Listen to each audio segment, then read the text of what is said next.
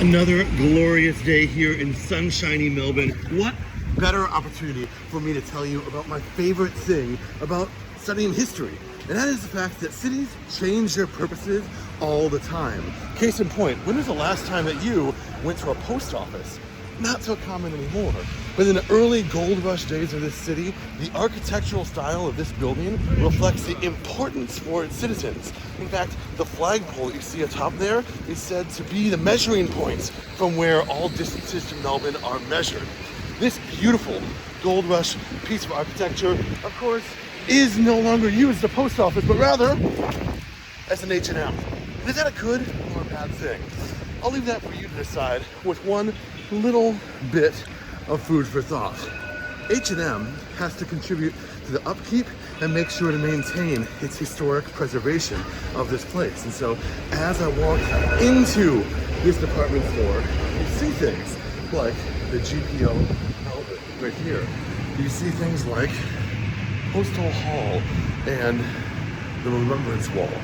This is a place that is striking in appearance. It's been a shopping center for quite some time. Before it was an H&M.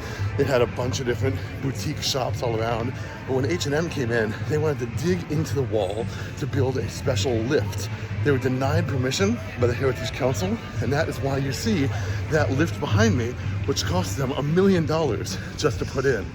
This place looks bright and airy, but it's a far cry from what it once was. In fact, let's look at a picture of what it used to look like here. This is the heyday of the General Post Office and the sorting of the mail that happens here. Even walking through Postal Lane, where they have some restaurants behind me now, you see old signs reminding you of what this place once was.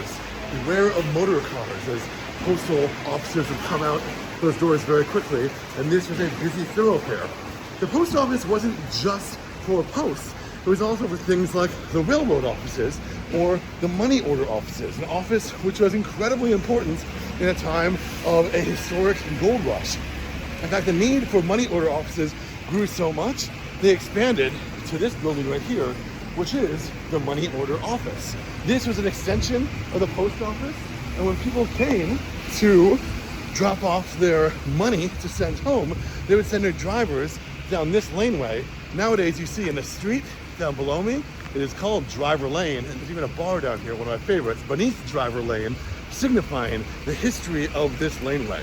Just another way in which our history is right there in front of our faces if we just look a little bit.